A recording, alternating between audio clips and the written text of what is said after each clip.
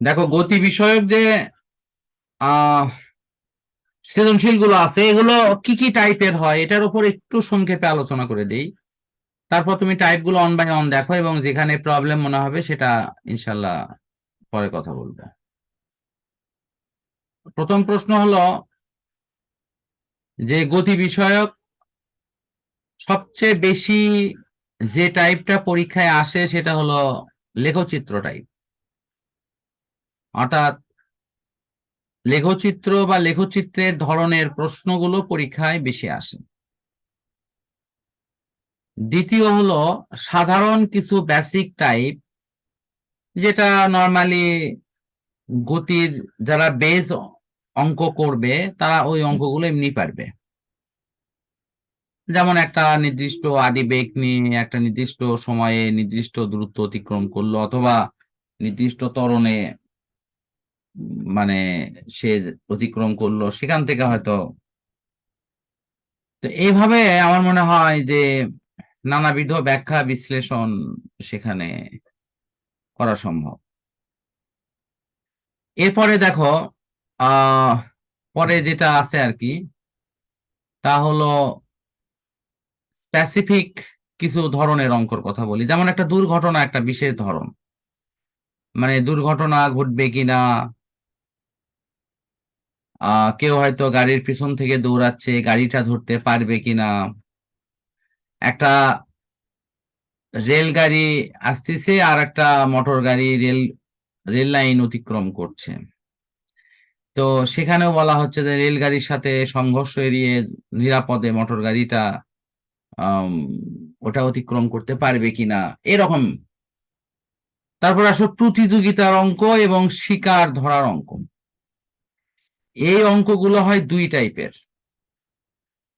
প্রতিযোগিতার অঙ্কগুলো দুই টাইপের কি কি? একটা টাইপ হলো যে সামনের জন হলো সমবেগে আর পেছনের জন হলো সমত্বরণে। তাহলে এক্ষেত্রে প্রতিযোগী তাকে অতিক্রম করবে এবং সেটা একবারই হবে।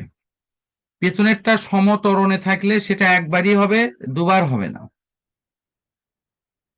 এবং পেছনেরটা সমত্বরণে থাকার অর্থ হচ্ছে যে অতিক্রম করবেই ইনশাল্লাহ।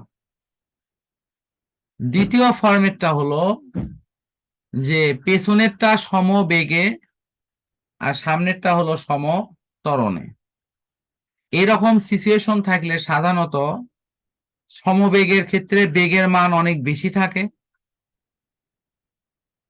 এবং সেক্ষেত্রে তারা দ্রুত বেগে ওই প্রথম সামনের জনকে অতিক্রম করে। মানে পেছন থেকে যায় আসতেছে তার হলো সমবেগ, তার বেগ অনেক বেশি থাকে, ফলে পেছনের জন কিন্তু দ্রুত অতিক্রম করে এবং কিছুক্ষণ পর যায় পিছে পড়লো, সে আবার সামনের জনকে অতিক্রম করবে। এরকম ক্ষেত্রে হয় হলো পরস্পরকে দুবার অতিক্রম করা। আর শিকার ধরার ক্ষেত্রে তোমার দুই টাইপেই আসে, পেছনের জন সমত্বরণ বা সমবেগ যেটাই থাক, এক্ষেত্রে শিকার হয় ধরতে পারবে না হয় পারবে না। এই ব্যাখ্যাটাই মূলত দিতে হয়।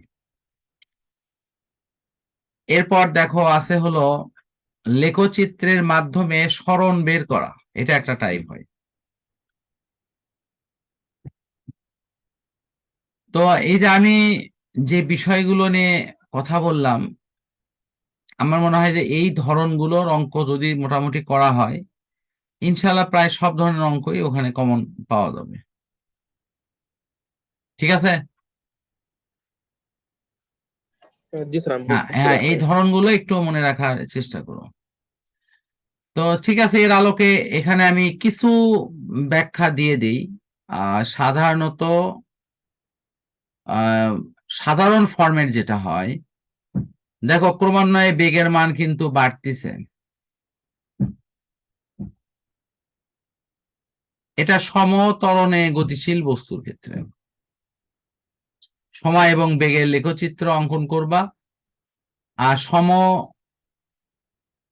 সমত্বরণ যদি হয় সেক্ষেত্রে লেখচিত্রটা হবে এরকম।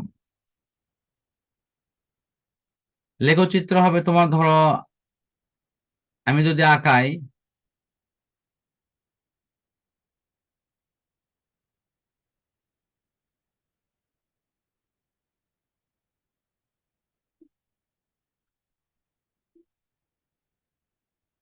তো এই দিকে হলো তোমার, এদিকে সময়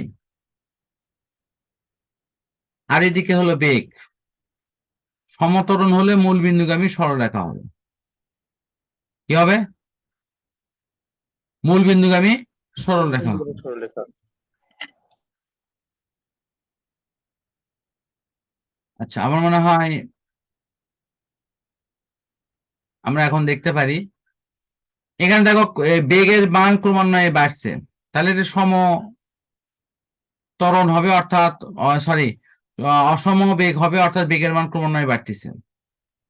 আর পরেরটার ক্ষেত্রে যদি দেখা হয়, এই ক্ষেত্রে আমরা দেখো সময়ের সাপেক্ষে বেগের মান একটা জায়গায় কিন্তু স্ট্যাবল হচ্ছে, এই যে এখানে এখানে বেগের মান কিন্তু আর বাড়েনি, তারপরে আবার বাড়ছে, তারপরে কি হচ্ছে 60 থেকে আবার কত হচ্ছে, 80 হচ্ছে। বুঝতে পারছো কি? তাহলে আমরা জি স্যার। যদি এরকম হয় যে বেগের মান একটা নির্দিষ্ট পর্যায়ে গিয়ে থেমে যায়, তাহলে লেখচিত্রটা হবে এরকম, যে এইভাবে দিলা আর লেখচিত্র এইরকম হবে, তারপরে এইরকম হবে, দেন এইরকম হবে। ক্লিয়ার? জি স্যার, ক্লিয়ার। আচ্ছা, আবার যদি আরেকটা ঘটনা হয় যে মান তোমার ধরো এখানে গিয়ে এখানে আটকে গেছে, তারপরে মান বাড়েনি, তারপরে আবার বাড়া শুরু করছে, তার লেখচিত্র কিন্তু এরকম। জি স্যার। আচ্ছা, আমার মনে হয় যে এই লেখচিত্র আলোকে ওই ব্যাখ্যাগুলো তুমি খুঁজে নিও, তাহলে ইনশাল্লাহ হয়ে যাবে।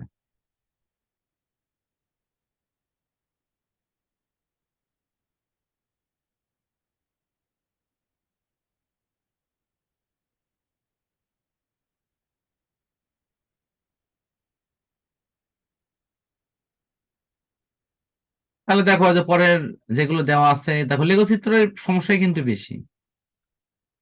আমি একটু ছোট করে দিচ্ছি, পুরো বিষয়টা একবার দেখো।